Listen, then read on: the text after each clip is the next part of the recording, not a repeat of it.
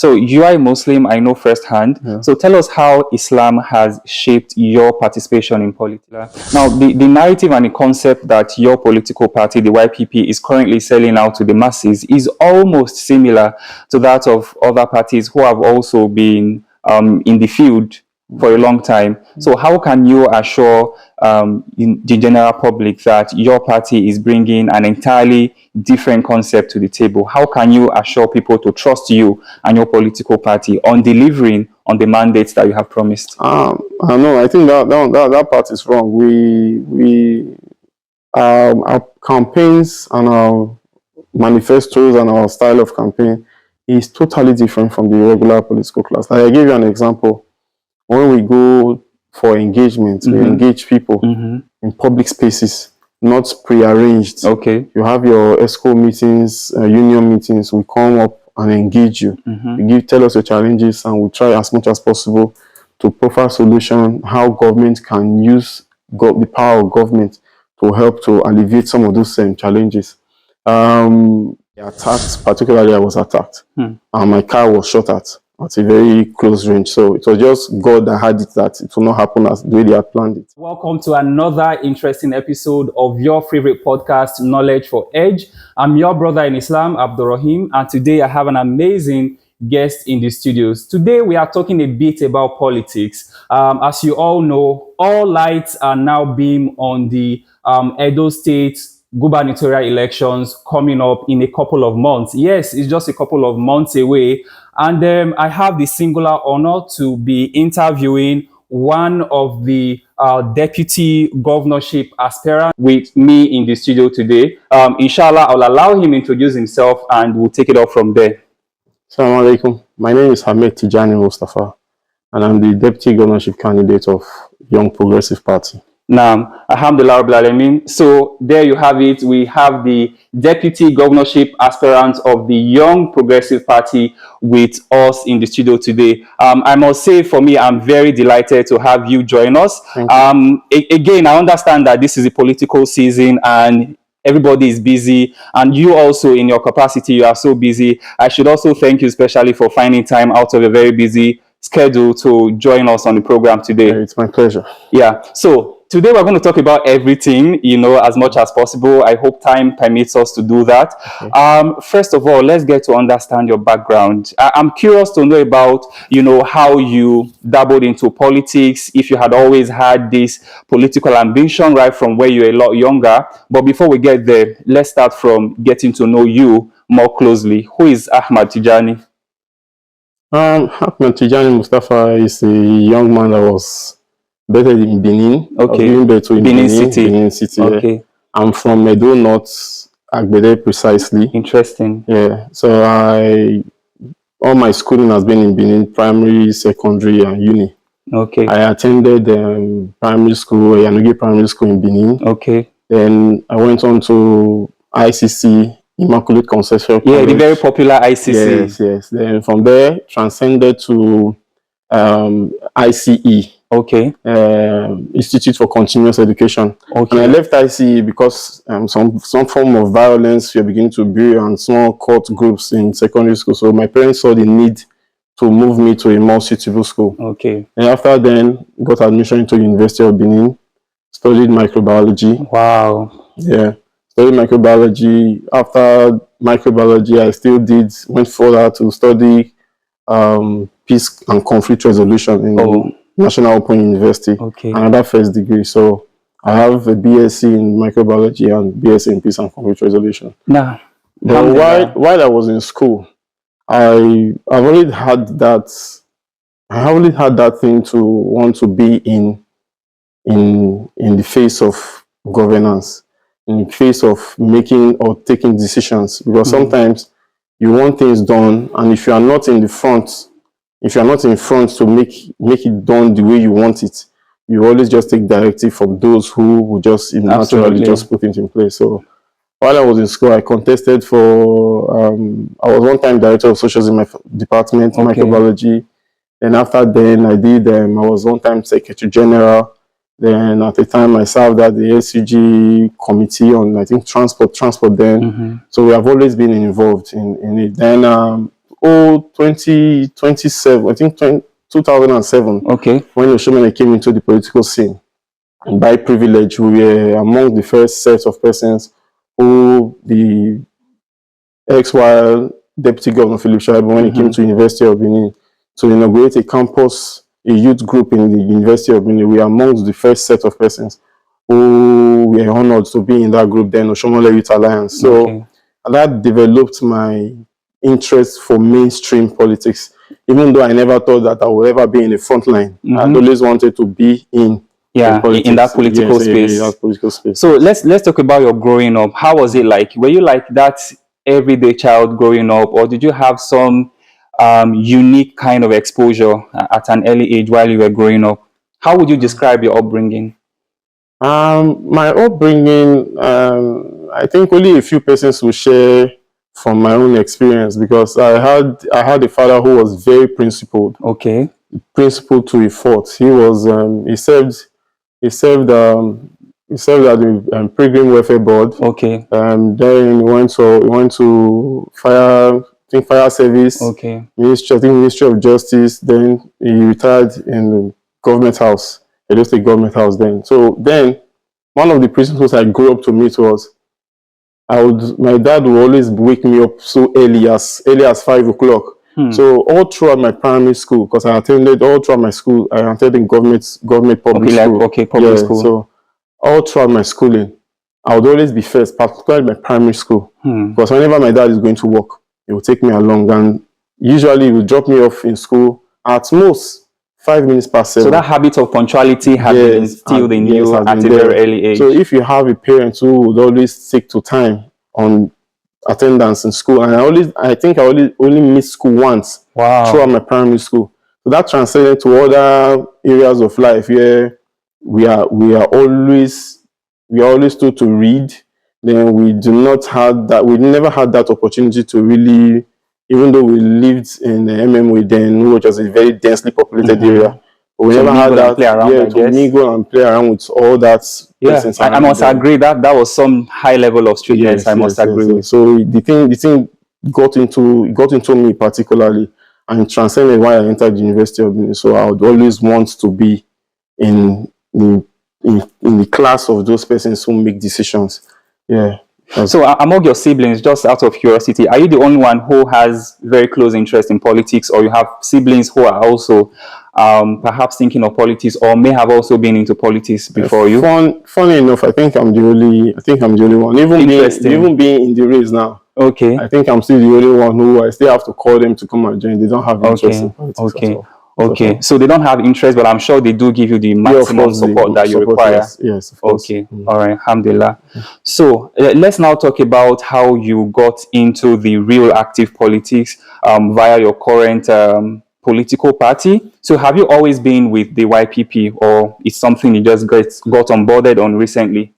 The YPP was something that just happened recently. Okay. Always, like I mentioned, the case of Adams Oshomole. He was one of the, I think he's greatly has been the only person I took as a mentor in politics, because I liked the way he took agitation. Because he started as an agitation as a labor leader. Exactly. Because then whenever he's coming to university, whenever he's coming to Benin to do any protest as a result to fuel hike and all that, they always come to the University of Benin, leverage on the student union to mobilize students. And we were in the front of that. So I just love the man, particularly that he is from my own side of the divide. Okay, so there were lots of grounds for you to relate. Yes, I see. Yes. So I followed up. While the campaign started, we followed up. I picked interest particularly. I learned through the process. So I'd always been a supporter of the APC as at then. But up till 2000, when they did the election of I think POI and Gani Audu. Okay. And so as at then, we already got into the politics real neck deep. Yeah. You know? But as the political equation will have it, and the politicians and the major players, I noticed that going throughout the process, spending about say 12 years grooming. Yeah, for me that's a lot of. There was no significant growth as a person and as a class of persons who had joined as youth then. You can imagine if you were an apprentice learning a trade for 12 years. Even before then, Probably gotten your freedom and have your own setup. Setup. Yes. So while we did all that, the political main actors were growing, while those who were doing the mobilization were just stagnant. So I thought it was intentional to keep us there, Okay. so that they could always have us to their control. And something happened in that 2000 in the election. I think around our polling center, we were attacked. Particularly, I was attacked, and my car was shot at a very close range. So it was just God that had it, that it will not happen as the way they had planned it. So after the election, we go back to Benin. Nobody really cared. I mean, looking at the number of years you have invested, the sacrifices made, and then especially the risks that you have been exposed to as well. And nobody cared. Nobody cared. I had to fix my car myself. It took some couple of friends, even from the opposing party, to put funds together to fix the car, because they had everything that was glass shattered, apart from the windscreen. So we fixed it, and I said, okay, I think this is the point where I have to just let go. So I stayed back. My friend Paul Okunbo, who is now the governorship candidate of the YPP, he had always been my coursemate. We studied microbiology together. Oh, from way back? Yeah, from way back in the University of Benin. So he got to me. He knew, and he had always known that we have this revolutionary mindset. We are a part of a system, a political system, but it's not like we have taken the whole system the way it is. We yearn for change. So I have this mentality that if you want change, you have to be part of the process and the system. You have to be in the system to bring out that change that you want. You cannot be outside and agitating for change, particularly in the political process when it's for power. Exactly. You have to put yourself inside to get that power, to get the change. So when he came to me and told me that he has an aspiration to run for governor, and I said, okay, fine. Thank God, alhamdulillah, I'm not even doing this APC thing anymore. So I'll support you. Came with his ideas, very nice, clean ideas, which is centered around empathy, how to liberate the ordinary man from this political oppression of the elite. So I told him I would join him, not even knowing that I will eventually now become a running mate. Exactly. So while we had the political process going on, with my little experience and background to politics over the years, yeah, we were able to skim our way through, and I got to a point and it was like, if you want to support me, why take the back seats? Let us run this together. Why not come to the mainstream? Yeah, let's run this thing together. So as Allah will have it, it wasn't so easy. We did our politicking, little experience that we've had, did our politicking 1 or 2, and we were, alhamdulillah, we were given the mandate to run the ticket for the party. Now, I mean, no doubt we can clearly say that the current political landscape in Nigeria is quite different from what you will find outside of the shores of our nation. So from your own perspective and years of experience, what would you say are the key qualities that a politician requires to survive in a Nigerian political space? Qualities.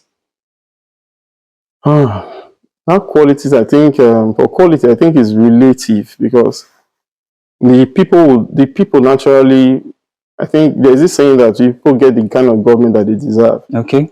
For persons with very high quality, and quality will come with morals and moral standards and principles. If you are, that's a very principled person, you might not likely survive in the political setting, as it were. Though, as we were coming from 1999, the system has gotten some level of stability. New persons are coming in. It's not the way it used to be. The elections are now becoming very transparent. So it's encouraging people to now join.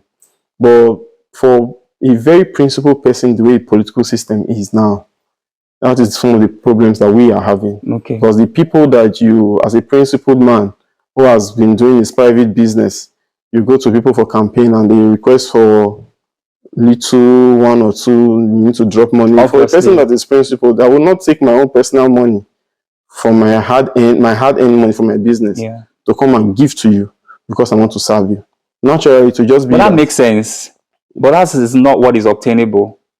Yeah, currently. That's not. It's not obtainable now, and it's part of the challenge that we are having. Okay. As a party, as candidates, it's part of the, because we have refused to sort of bend to the normal narrative. We have said that if you want a government that you can hold accountable, it should be a government that doesn't need to sort of invest, because what we have now, running elections in the state will cost you, from the regular setting, the least is about 5 billion. That's a lot of money. That's a lot of money. So it's not something that the small parties or small young men like us can just lay our hands on.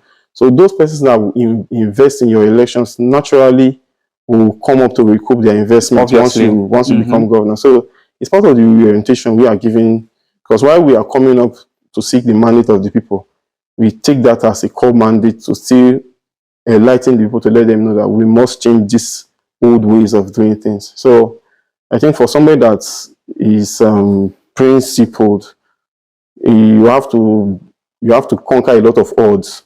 It's possible. You have to conquer a lot of odds and have your like minds around you, because what we have now in the mainstream politics is that we have political gladiators who are businessmen, and they will never give chance to persons who have liberal minds to come into the system. Alhamdulillah Rabbil Alameen. So you've taken us through that, but let's now look at, obviously in your own case, you had to be part of a process, like the birthing process for the YPP. So can you take us through, the different stages that the, birthing process has to go through?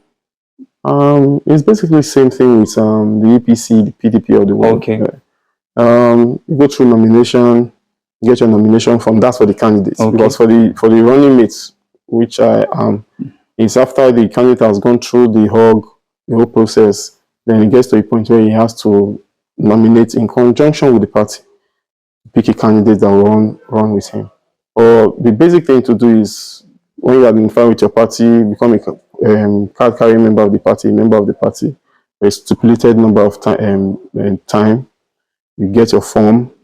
If you are more than one, you go for primaries, as we did. We went for primaries. The candidates emerged. Paul Okonbo emerged as the global candidate of the party. Then we went on to the next stage, where nomination for deputy will have to come. So he thought it wise, because of the background conversations that we have had, to balance the equation. And we noticed that the Muslim community have so long been neglected in the scheme of things. That was put into consideration too by the party, to say, okay, let us fly a Christian Muslim ticket, as it were. They don't know outside those out. Okay, Alhamdulillah Rabbil Alameen. I'd also like to understand from your own perspective, because we are trying to share your story. Politics can be very hectic. Do you agree? Very, very hectic. Okay, so far, how have you been able to maintain a very logical balance between what you've been doing, between your own line of career, and then merging politics with it? How have you been able to maintain that balance over time? It has not been easy, to be fair, because as a young man who doesn't have a billionaire kept somewhere, who doesn't have a godfather, as we'll say, we don't have godfathers. It's God the Father that we have. So the little resources that we have, we've been trying to see how we could use it to augment and make one or two movements. And particularly the economic situation now has not made it easy at all. Just to get, there was a movement we did where we had about five SUVs, as it were, to make it travel. Just to go and come costs us for fueling about 300 or something thousand. Wow, that's a lot of money. That's not talk about the logistics, personnel, and feeding those that you go and meet, the requests that they will make, and all that. So it has been very, very challenging. Very, very challenging. But because of the kind of persons that we are thoroughbreds, and we going through challenges like this has never been a setback for us, particularly if you put it back to our university days, where we have always engaged in struggle. For us, this is a struggle to liberate our people. So it has not been, but it is a challenge. And we are hoping that the voice will fall into the ears of those who will eventually pick up financing, as it were, to help us make this. Alhamdulillah. I mean, talking about challenges, I mean, we as humans, we all have our own thresholds and limits. Have you been at a point where you just think, maybe perhaps I should just let go? All of this stress and the difficulties that I have to go through is not worth it. Have you ever at any point in time contemplated, just giving up and letting the struggle go so you can have your peace and sanity back? Yeah, I like the last one, the peace and sanity part of it. Not once. Please share some of your experiences with us. because okay, for example, that's why I talked about the people who you seek to liberate. Sometimes they yearn for liberation, but they are not ready to make the sacrifice. Exactly. I think we engaged a particular radio station where we paid for about 40 slots, and each of those slots cost, I think at the negotiation was about 130,000 for just a slot for 15 minutes, as it were. So after going through that, or going almost half of that every time we finish our program, we drop numbers, we get called back, we get very good reception, as it were, everybody's lamenting bad situation, how we want to change leadership and everything.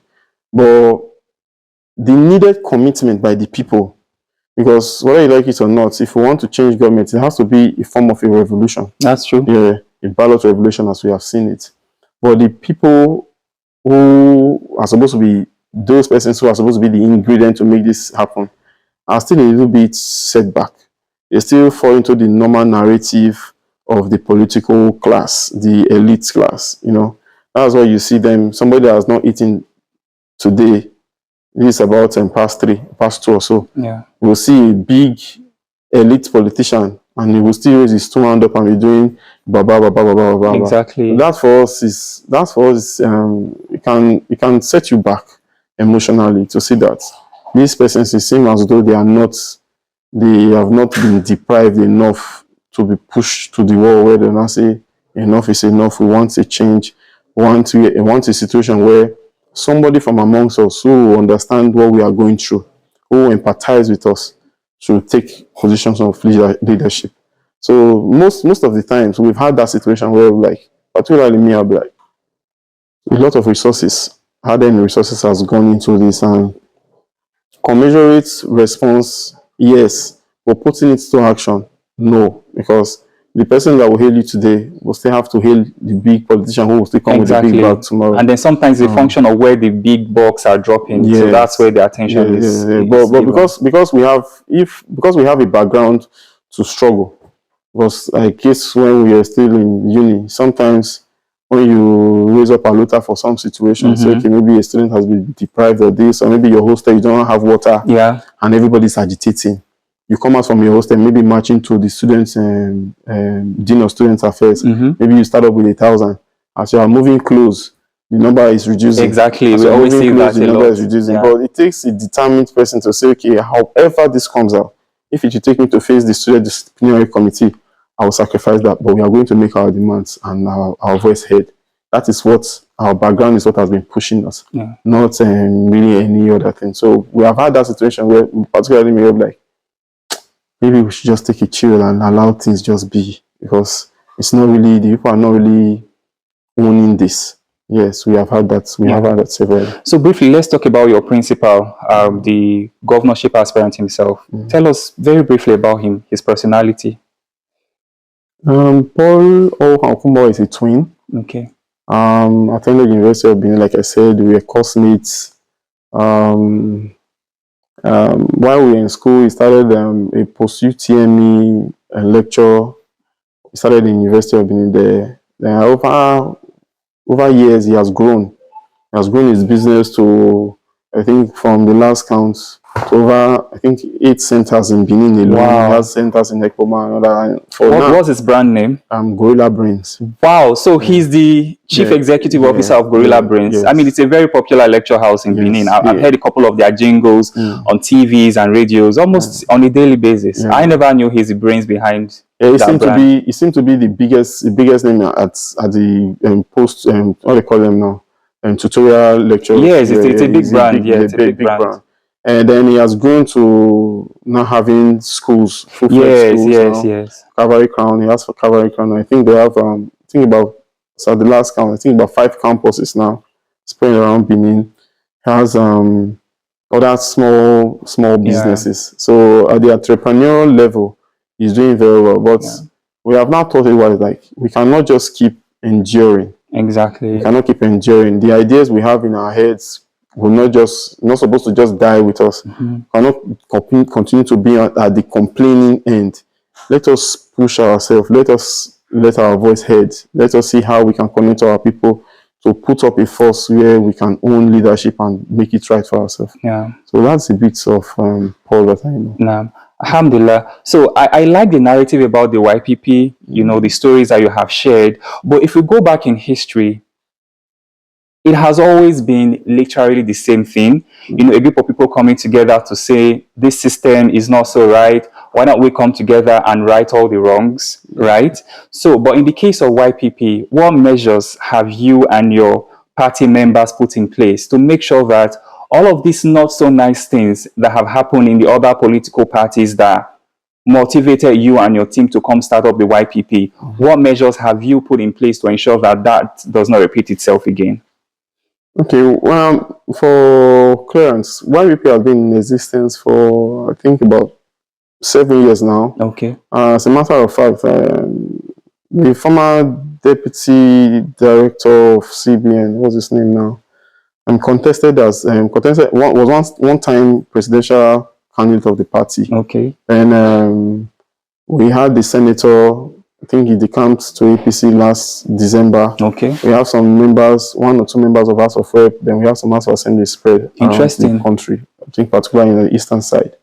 So, but for YPP in Benin, Edo, yeah, we've not really had that clout to hold any political office. But for the formation of YPP, particularly in Edo, the difference between YPP and the major parties is part of our constraint is we do not have any of the political class, the big political class, the political elites in our party sponsoring, waiting to get returns. It's not business as usual as it relates to YPP. Absolutely. YPP is a party that was bettered by what you call the challenge to make things different. Okay. So it's part of it. It's not something we can really deviate from. And like you can see, our slogan is big man no get our time. So it gets to show you that we do not have any of that political elite class amongst us. We don't even want them. We would rather just struggle and let God decide for us than have them come and infiltrate our ranks and now own the party again. Okay. So that's it for YPP. So quickly tell us about some of your manifestos, you know, the agenda, the party's agenda, you know, towards this current gubernatorial race. Our agenda particularly is what we call people-centric.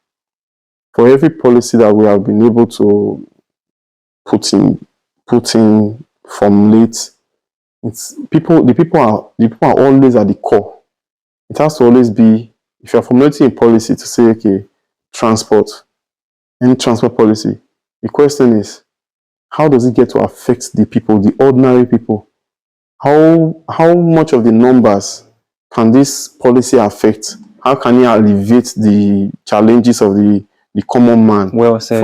For example, we have this policy of engaging elderly with free transport. Okay. Because you don't expect that somebody that is over 60 who has probably served government or not, because somebody that is 60, you can hardly get that kind of age of persons under any employment. Most times they fall back to the employment of their children. So with the economic situation now and the cost of transport, we have thought it twice to say that for persons who are over 60, we form up a policy where we can do an enrollment system for them, get a bus card for them, where they can commute between one place to the other, free transport. Okay. No unlimited free transport, month in, month out. And it extends to school children within school hours, so that parents can hear a sigh of relief. Transcend from transport to agriculture to security, healthcare. The people are always first. Even in healthcare, there's still a policy where we have to enroll the elderly, particularly for free healthcare, free checkup and follow-up. You know, where you create a biometric system where natural follow-up will happen. You create a system, an app that is enabled with an AI where that will naturally just beep and respond or give you a reminder that so person, Mr. This and that, has to be checked on a so date. It gives the person a reminder, and the person will have to come. Once you come with your card, you get a clean and a direct checkup. You don't have to go through any scheme, pay somebody money to do this for you. So once that is out and they have that free healthcare. You have free healthcare, you have free transport. Whether you like it or not, there's funding. Money is available, but the government of the leaders, as we have said, for somebody who spends so much money to engage in the political process, it means that once you get into power, you have to first of all recoup, then engage some of your chronics, your elite class, to come and get what they put into. Before you do that, it's 2 years, 3 years is over. You're talking about the next election again. So our policies are people-centric. We have the people at heart. Now, well said. For most of what you have talked about, it's about expenditure, it's about spending, elderly care, free transportation for the children, and a host of others. Now, let's look at some of the policies that you have that are geared towards actively creating these funds that you will end up, channeling to these activities that you have talked about earlier. Most of our policies have been explained to the ground on our campaign on wealth creation.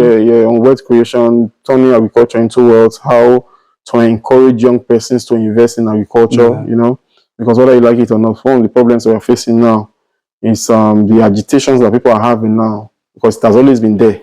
All the shortfalls, insecurity, and all that. So the only thing that is new to us now is the hike in food consumption, consumables, and it's as a result of scarcity, insecurity. The herdsmen, because those lands were not engaged, it's actually hindering a lot of people to freely go about their farming activities. Those lands were not put into proper use. Because if government by itself invests in farming, and for example, a road that I know very well, Benin-Auchi Road, on this part you see forest, on this part you see forest, and government decide to exploit those lands and use it for farming, bring in security. I do not think we've heard that herdsmen invade any government farm or any properly situated private farm.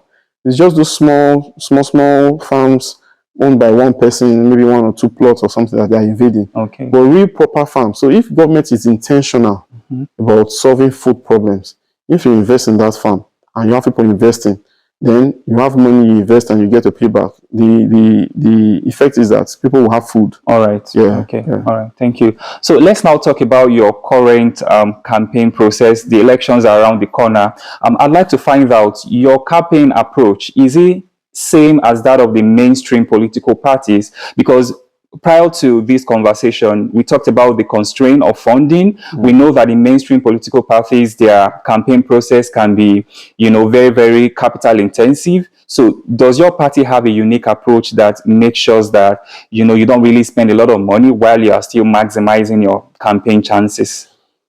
I think that's why some persons will think that probably they've not seen that traditional thing where podiums are mounted. Then people will come, you say this, say that, throw jabs at other candidates and all that. No, but what we have, because that's what's taking the money.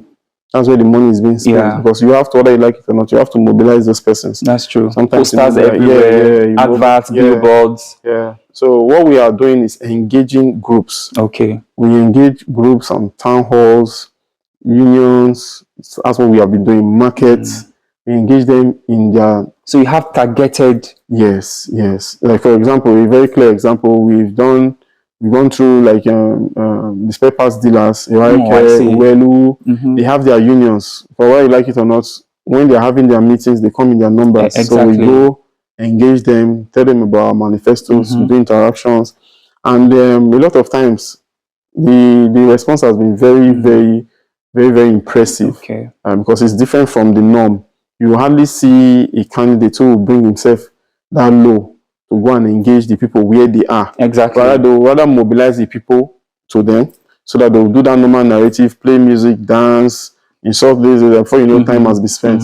But when you engage the people in their own comfort, they have the time to ask you questions. Now, borders on them. How do you intend to alleviate some of our challenges and our constraints? And I think so far we'll be able to we'll be able to provide solutions to some of their problems, as it were, when we become a government. So that's our campaign strategy and style. Okay. So far. Then let's also look at social media. I mean, everybody's taking to social media now, and I also know that the electioneering activities is not left out of the social media space. So how much advantage is your political party taking when it comes to maximizing the opportunities that comes with reaching audience via the various social media platforms?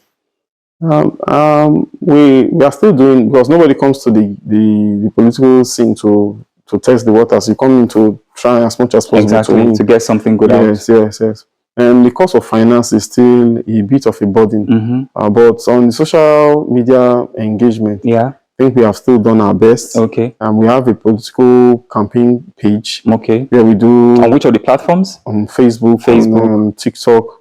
It's Paul Okumbowa Paul. And Paul Ohan Okumbowa. Ohan Okumbowa. That's the campaign page, where we've dropped materials on our manifesto video in video forms, well explained. And we do a bit of sponsoring of our pages and all that and our engagements. But we've been having engagement there. There. All right. We've done our best there too. Yeah. So far, how would you want to rate the level of acceptance and feedback you've gotten? I mean, you might be able to read body language, feedback from some of the encounters you have had during the campaign process. Would you want to say that it's promising and encouraging? Yeah, it is. It is very promising, because just the way the political class have weaponized the poverty that is on ground now and the hunger, we ourselves, we are using that to our advantage. Because tell us how. Every single person, including me and you, whether you like it or not, we are going through the challenges as it were now, particularly. And even if you are able to meet up with one or two, you have family and relatives and parents who will put up calls and say, that's small thing when you send me not reach, or the pressure comes to you. And so we have been able to leverage on that to explain to the people that these are some of the causes of this. If we have a government that is deliberate in alleviating these challenges of the people, it is not so much of a rocket science. Like as we have said, the problem that we are having now, other than insecurity, we have hunger in the land. And we think that if government is deliberate, if government is about the people, and you put the people first, it's not so much of a problem to solve. Alhamdulillah. Now, the narrative and the concept that your political party, the YPP, is currently selling out to the masses is almost similar to that of other parties who have also been in the field for a long time. So how can you assure in the general public that your party is bringing an entirely different concept to the table? How can you assure people to trust you and your political party on delivering on the mandates that you have promised? I know. I think that part is wrong. Our campaigns and our manifestos and our style of campaign is totally different from the regular political class. Like I gave you an example. When we go for engagement, we engage people in public spaces, not pre-arranged. You have your ESCO meetings, union meetings. We come up and engage you. You tell us your challenges, and we try as much as possible to provide solution how government can use the power of government to help to alleviate some of those same challenges. It's not the same, because a regular politician, as it were today, I'm not sure I've heard any of the candidates who explicitly just tell you, on the case of revenue. A lot of persons, particularly myself, even last week and even yesterday, no, on Thursday, we had the challenge how some persons who were given the money by government to raise revenue in the form of tax force. The one I had some weeks ago was where I parked. My engine was running, trying to use my seatbelt. The guy came up to me and said, knocked, my car is tinted, so I rolled down. As I rolled down, the guy put his hand in my car, opened it and forced himself in, opened the door, and they all got into the car. So in such situations, we have been very explicit about that we as a government, if God grants us the grace, it's not something we'll tolerate. It's something that will just end, and it will end with the government that is outgoing. Because in a sane society, in as much as it is working elsewhere, we'll deploy modalities that those other countries have been using and states have been using, where you do not have to put what we now call agbero to face the people, because whether you like it or not, because some of these persons are not so exposed, they tend to use their normal style to do whatever they need to do. to get something out of the person. Because in a regular setting, if your engine is running and you think the person is not well parked, it's for you to just say, sir, you're not well parked. Can you please find a suitable place to park? Not to harass. And we had cases where persons, people will have to lose their battery, side mirrors, and all that. So we do not think any of this political class and elite, because they use these persons to run elections, they cannot come out and say it in public that when we become a government, we will not engage these persons, because these persons are the same people they use for political thuggery. But we have found the courage, because we really do not need them in our system. We are not using them now and will not use them in future.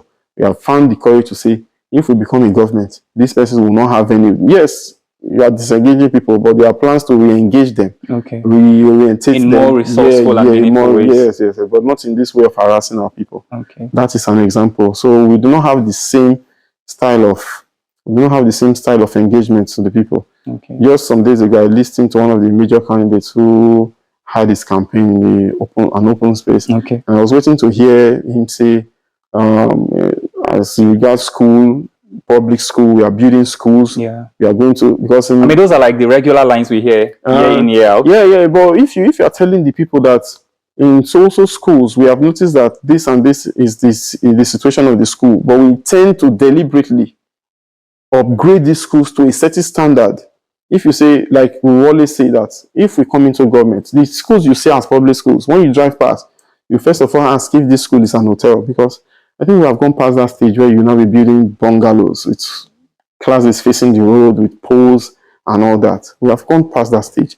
If private individuals could invest in public education and private education and build structures where you now see they call Montessori schools and other child exorbitant amount, government is supposed to be a pace setter that will set standards. So for we have made that pledge that if we come in, our educational system will be on this level, physical structure, and both the teachers and the retraining. But none of these persons have made this commitment because they don't want to do it. Okay. Alhamdulillah. So you are a Muslim, I know firsthand. Yeah. So tell us how Islam has shaped your participation in politics.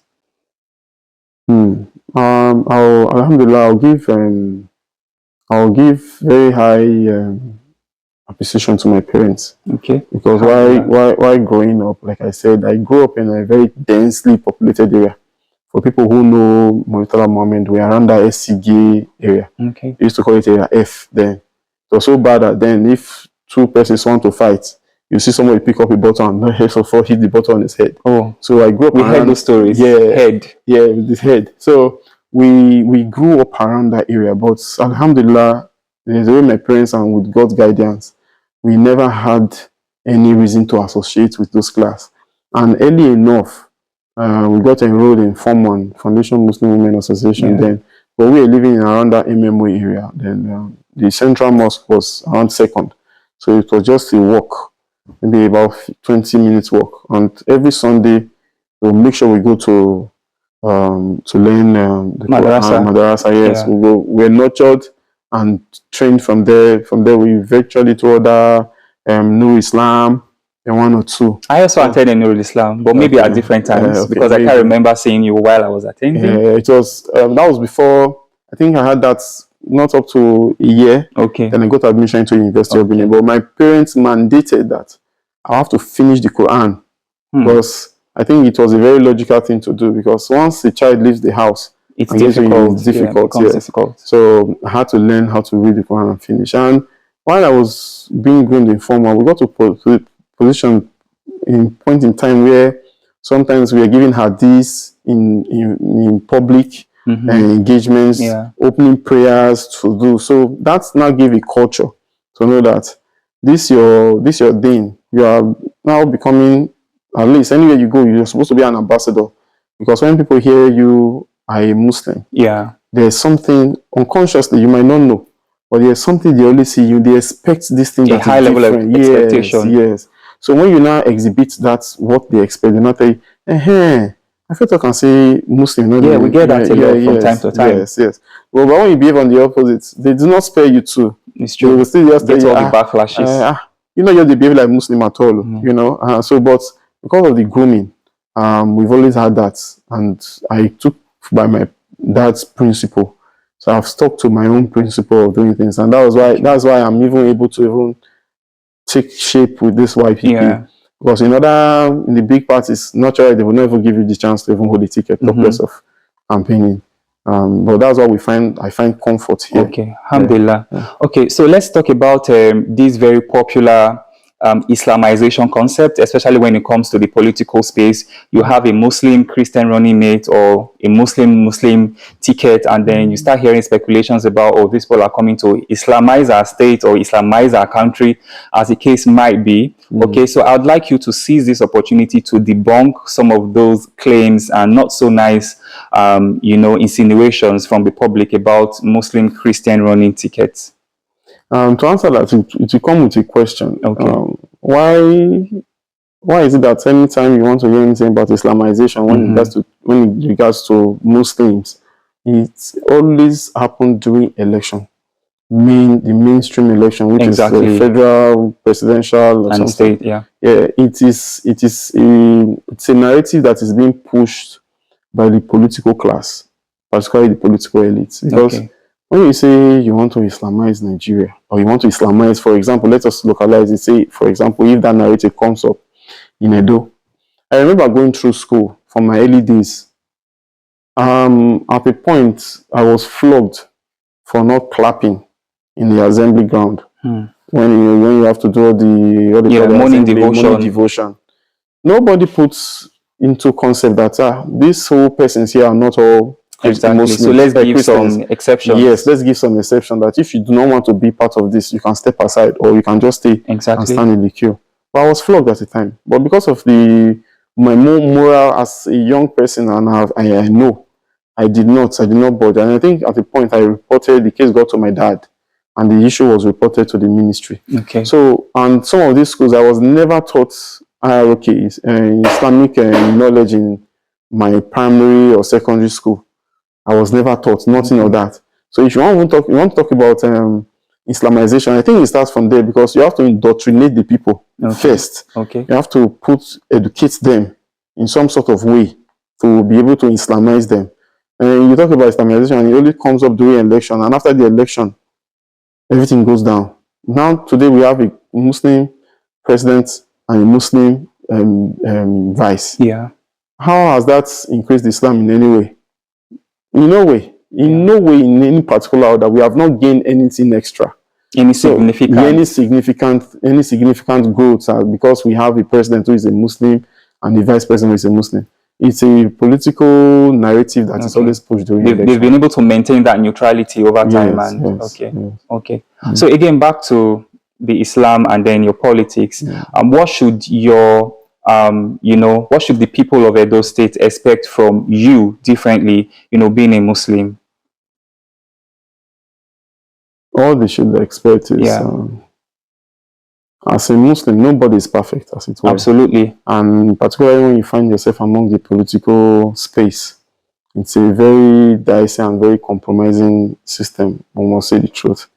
But it's not the first time that we are finding ourselves in positions of authority. That's quite true. Even if it's in a smaller circle. I said before that people want to say school is different from the normal mainstream politics, but I was given opportunity and authority to govern elite students too, people who can naturally just question you. And I've never found myself wanting, because whether you like it or not, there were some form of one or two things that were going on before we got into NAMS as it is then, National Association for Microbiology Students. We made our examples, we set some standards. I don't know, maybe it would have been upturned by now, but we set some standards. But by the grace of God, as a Muslim, I know that anything you do, anything you take that is not yours, you might take it now. Maybe there might not be a direct consequence now, but inshallah, when you die, exactly, we're all going to give account for how we lived our lives. Yes. So that has always been in my own consciousness. I will not say I'm perfect. And so let nobody now say something tomorrow. I will not say this or that. Well, I'm not perfect, but I think that has always been in my mind, and it's a guiding principle. Alhamdulillah. Yeah. I mean, for us generally as humans, we have our high and low moments in life. So for you, you know, in your low moments, how do you bounce back? I'm a very, maybe I should not put this out, but I'm a very emotional person. Okay. I expect everybody to behave in a certain way. All right. So I always close my rank to a certain persons. I don't have lots. I have a lot of acquaintance. I know a lot of persons, but I don't have a lot of friends. I only just put myself among those persons. Very who really, small circle. Small circle. People who really understand me. Yeah. Particularly, for example, when I was in school, when we got into university 100 level, I was the director of socials. Of course, you know what it entails: organizing welcome parties and all these social activities and all that. I don't drink. And you know, as a matter of principle, as a doctrine of the religion, you don't drink, you don't go close, you don't buy. Exactly. So when we are doing engagement and they say, that's a whole lot to navigate around. You don't drink, you don't go close, and you don't buy. You don't buy. And when you are doing engagement, I say, you need to put this on. You don't mention a brand, put this on. And I say, you could just, I find a way. Yeah. Because if you put your religion forward, that's true. They tend to bustle you. I mean? That's true. But I say, if we are buying this alcoholic drink now, it's more expensive. If we buy this soft, wisdom. Yeah, if we buy this soft now, it can go around. Exactly. So I just find God will just help me to just put myself outside. That's a very smart approach, because you are solving a problem and you're not really making it so obvious that this is that's a very smart approach. In situations where I can pull myself out, I've always done that, because you cannot tell me if I'm in charge of drafting out items that we need to buy to engage a welcome party or to engage a public engagement, as it were, or maybe a party, then I will not be the one to write so bottle of or crate of this. No, I will not do that. I always found my way of pulling myself out. So as we have said, the religion has been imbibed, and has now formed what we'll now call a moral principle for me. It's in my subconscious. As I've said, I might not be perfect, but when it comes to some of those core issues, you always see us trying to find a way to get ourselves out of. Alhamdulillah. Yeah, no doubt a lot of electioneering activities are usually associated with high level of violence, and the youth, people like you and me, are usually the ones at the forefront of these violent activities, So I'd like you to look into the camera and give just a few words of advice to youth out there towards these forthcoming elections. I have been a victim of political violence before. My car was shot at, as it were, by people who I know in my locality. But today, looking back, I think I'm still far off better, because those persons are still where they are. They were engaged by the political gladiators, the political elite, but just for that period. And that is how it has been from 1999. So if the change that you desire, the strength that you have to perpetuate violence, you can turn it around to stand for your right, to say, this is my polling unit. Anything that has to be done right. And that is where we start from, because whether you like it or not, I always told some of my persons, I said, the people we call the big political class, they cannot come to the polling units to mobilize voters. It is we who are the youths that engage voters directly. So why don't you just take this opportunity for the first time to say, if I do this differently this time, I will not die, because I'll be doing it in the other way, and it's not working. Yeah. So in enthroning those who will now become your oppressors at the same time, why not do things differently? Okay, at least just create a scenario where everything is done normally. Let everything just be normal. Don't oppress people. Don't suppress votes. Don't bring violence to it, because it will give you no gain. If you do it today, in the next by September we'll have an election. By October they'll forget about you. They will have forgotten about you. The least they can give to you is ticketing to do those menial jobs. Yeah. They will not give you engagement. They will not make you commissioner. They will not do anything that will make any impact in your life. So I think we know, as God has said, in every conscience and every mind, you know what is right to do. Absolutely. Let us do what is right for Absolutely. our people. That is it. Well said. In our own innermost minds, we know what is right and we know what is wrong. Alhamdulillah Rabbil Alameen. We have had with us in the studio today the person of Ahmad Tijani Mustafa, and he happens to be the deputy governorship running mate from the Young Progressive Party, currently participating in the forthcoming September elections in Benin City, Edo State, Nigeria. We want to thank him very much for finding time from his very busy schedule to come to our program. We wish him all the best in his political career. And we will also want to remind you to, as much as possible, like, share, and subscribe to our YouTube channel at Knowledge for Edge. Inshallah, until I come your way next time with another yet interesting episode, I remain Abdurrahim. And for now, together we are saying Assalamu alaikum wa rahmatullah wa barakatuh.